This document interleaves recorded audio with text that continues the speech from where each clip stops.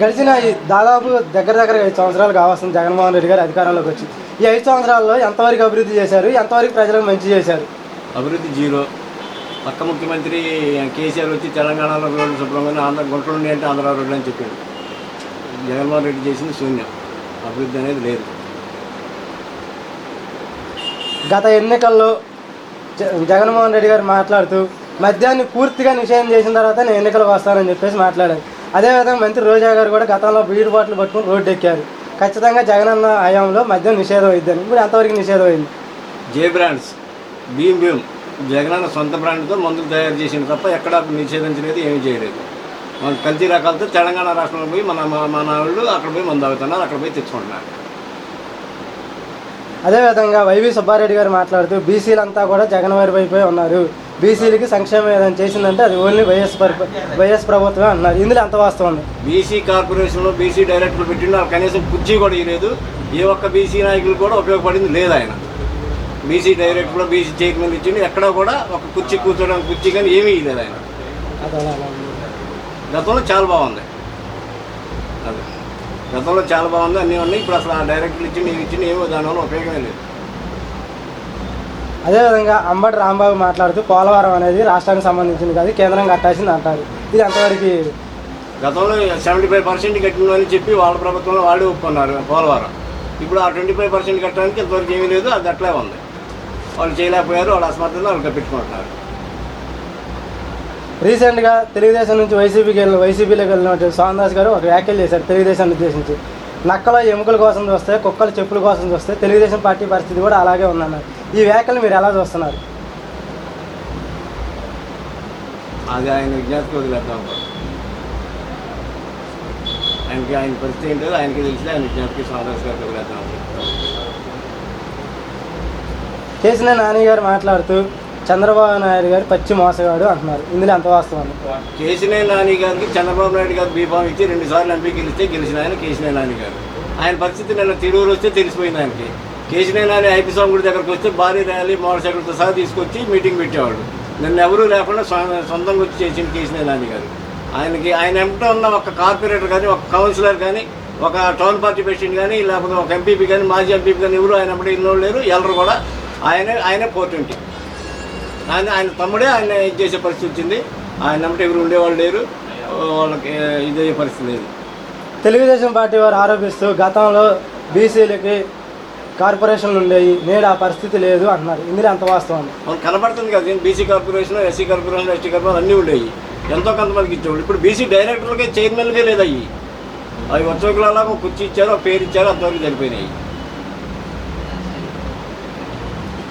అదేవిధంగా పెడన జోగి రమేష్ గారు మాట్లాడుతూ బీసీలు కానీ, ఎస్సీలు కానీ, ఎస్టీలు కానీ అందరూ కూడా జగనన్న వైపే ఉన్నారు, మళ్ళీ జగనన్న గెలిపిస్తారన్నారు. ఇందులో ఎంతవరకు గెలిపిస్తారు? జోగి రమేష్ గారికి మైలవరం నుంచి పోయి పెడ నుంచి పెనవలూరు వచ్చింది.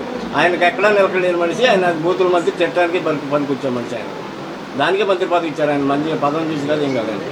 బూతులు తిట్టింది కాదు, బూతులు తిట్టితేనే జగన్మోహన్ రెడ్డి మంత్రి పదవులు ఇస్తారు. అందులో జోగి రమేష్ వస్తాయి. ఆయన ఎక్కడైనా స్టాండర్డ్ ఉండాలిగా. మైలవరం నుంచి పెడ నుంచి మైలవరం వెళ్ళండి, నిలకలేని మనిషి. గతంలో అంగన్వాడీలు ధర్నాలు చేస్తుంటే అంగన్వాడీలు వెనక చంద్రబాబు నాయుడు ఉన్నాడని చెప్పి సజ్జల రామకృష్ణారెడ్డి మాట్లాడారు. ఇందులో ఎంత వాస్తవం? అది అవాస్తవం. చంద్రబాబు నాయుడు గారు శుభ్రం వాళ్ళు చేయలేదు కాబట్టి చేశారు, వాళ్ళని ఇబ్బంది పెట్టాడు, జరిగింది. అది అవాస్తవం. 2024 అధికారం ఎవరిది? టీడీపీ జనసేన. ఖచ్చితంగా టీడీపీ జనసేన 150 సీట్లతో పక్కాకు వస్తుంది. దాదాపు 5 సంవత్సరాలు పూర్తి అవుతుంది జగన్మోహన్ రెడ్డి గారు అధికారంలోకి వచ్చి. ఇంతవరకు రాష్ట్రంలో ఎంతవరకు అభివృద్ధి చెందింది? అభివృద్ధి జరిగింది, బాగా కనపడుతూనే ఉంది. మన రోడ్డు ఎక్కడ చూసినా కూడా రోడ్లు గుంతలమయం. లారీలు పోవాలన్నా, బస్సులు పోవాలన్నా, బండ్లు పోవాలన్నా ఇబ్బంది కార్యక్రమం ఉంది. ఇప్పుడు అలాగేందుకు ఇప్పుడు మన ముఖ్యమంత్రి గారు రావాలంటే దేని మీద వస్తాడో? రోడ్లు బాగలేకనే కదా. దాన్ని బట్టి మనం అక్కడే అర్థమైపోతుంది ప్రతి ఒక్కళ్ళకి కూడా. ప్రత్యేకంగా మనం చెప్పాల్సిన పని ఏముంది? మన తిరువురు నిజవర్గంలో ఏ మూలన ఎక్కడన్నా ఏదైనా అభివృద్ధి జరిగినట్టు ఎక్కడన్నా కనపడుతుందా? ఎక్కడన్నా రోడ్డు విషయంలో కానీ ఇంకేదైనా ఇప్పుడు కాలనీలు అన్నారు, గృహాలు అన్నారు, ఎక్కడన్నా ఇచ్చినట్టు ఎక్కడన్నా కనపడుతుందా? చెంటు భూమి అన్నారు, ఎక్కడన్నా ఇచ్చినట్టు కనపడుతుందా? పట్టలు అన్నారు, ఎక్కడ ఇచ్చినట్టు కనపడుతుందా? ఎక్కడ ఏమీ లేవు. ఊరికి చెప్పుకోవడానికి తప్ప దేనికి కూడా ఉపయోగం లేని మన ప్రభుత్వం. ఈ ప్రభుత్వంలో ఏం చెప్పాలన్నా, ఏం చేయాలన్నా విధానంలో ఏమీ కనపట్ల. జగన్మోహన్ రెడ్డి గారు మాట్లాడుతూ చాలా వరకు నేను పేదలకు ఇల్లు ఇచ్చానని చెప్పేసి మాట్లాడుతున్నారు. మరి ఎన్ని ఇల్లు పూర్తి చేశారు? ఇప్పుడు అందాకెందుకు ఇప్పుడు మన తిరువూరు నియోజకవర్గంలో ఏ మూలన ఎన్ని ఇల్లు కట్టారు ఎక్కడైనా ఒక లెక్క చెప్పారా? కట్టారు అని చెప్పడానికి సరిపోతుంది, కాగితాల మీద లెక్కకి సరిపోతుంది, నోటుకుండా మాట్లాడటానికి సరిపోతుంది. ఎవరైనా ఎక్కడైనా ఓపెన్ చేసి 4 ఇల్లు ఇచ్చారా? ఆ రోజు చంద్రబాబు నాయుడు గారు కట్టిన ఇళ్ళకు కూడా ఇప్పటికీ పర్మిషన్ లేదు. దాని గురించి సమాధానం లేదు. ఎంతోమంది నాయకులు అడిగారు, దాని గురించి సమాధానం లేదు. నేను ఇచ్చాను అన్నా, ఎక్కడ ఇచ్చారు? ఏ ఊళ్ళో ఇచ్చారు? ఏ మండలంలో ఇచ్చారు? ఎక్కడన్నా ఇచ్చినట్టు ఎక్కడన్నా ఓపెన్ చేశారు, ఎక్కడన్నా ఇచ్చారన్నారు కదా, అదేమీ లేదు. ఊరికే కాగితాల మీదగా నోటు మాటలు తప్ప ఏమీ లేదు. అభివృద్ధి అనేది శూన్యం. బటన్ నొక్కి కొన్ని లక్షల కోట్లు సంక్షేమం పేరట నేను రిలీజ్ చేస్తున్నాను, 99.99% పూర్తి చేశానని చెప్పి చెబుతున్నారు జగన్మోహన్ రెడ్డి. ఇందులో ఎంత వాస్తవం ఉంది? దీని గురించి చెప్పాలని నవ్వే వస్తుంది నాకు. ఎందుకంటే బటన్ నొక్కడానికి కూడా హెలికాప్టర్లో వచ్చిండే మన తిరువూరు నియోజకవర్గానికి.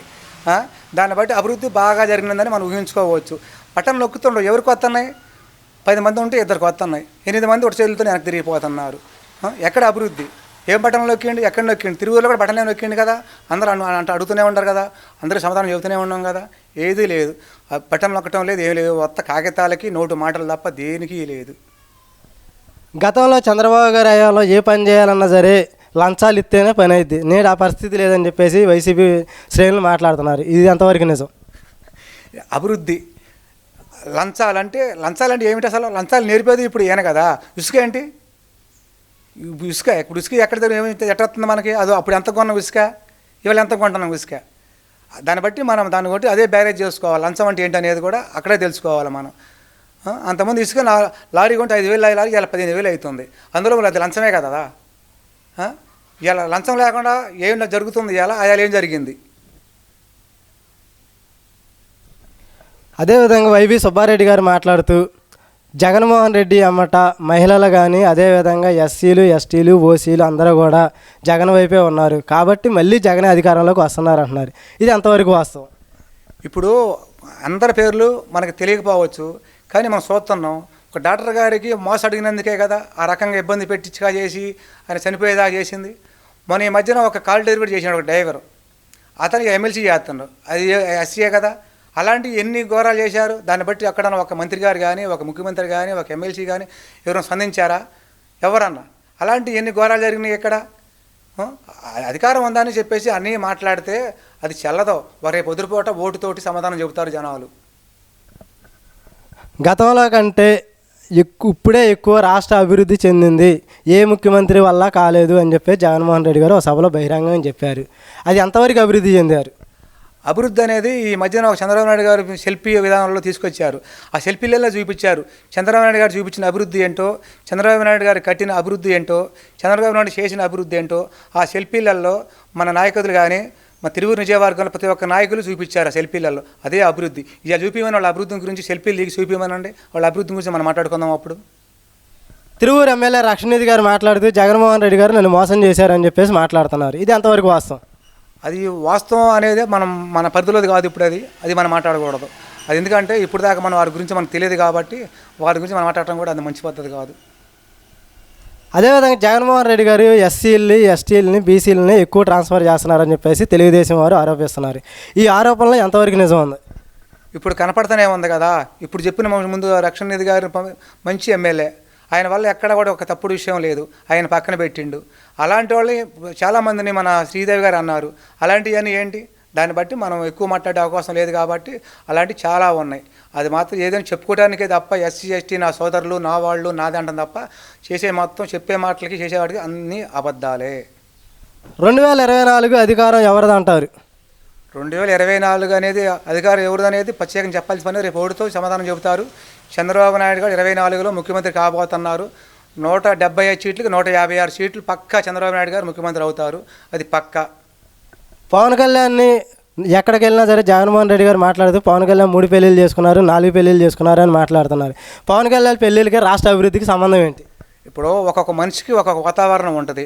ఒక్కొక్క మనిషి ఫ్రెండ్లీ ఉంటారు, ఒక్కొక్క మనిషికి ఒక మనిషి ఎనమాల నుంచి నడుపుతున్నారు. అంటే తప్ప తీసుకోవటం చేసుకోవటం ఉంచుకోవడం అనే దాని గురించి మాట్లాడకూడదు. ఒక జగన్మోహన్ రెడ్డి చాలా విధానాలు చేసిండు. అవన్నీ మనం మాట్లాడచ్చో మాట్లాడకూడదో మనకు తెలియదు, కానీ ఆయన ఒక ముఖ్యమంత్రి హోదాకి మనం గౌరవం ఇవ్వాలి కాబట్టి మనం దాన్ని మాట్లాడకూడదు. ఆయన చేసిన దానికి ఈ పనులు చేసిన దానికి చాలా తేడా ఉంది. అవన్నిటిని మనం పక్కన పెట్టి మాట్లాడాలి తప్ప ఈ విషయం మనం మాట్లాడకూడదు.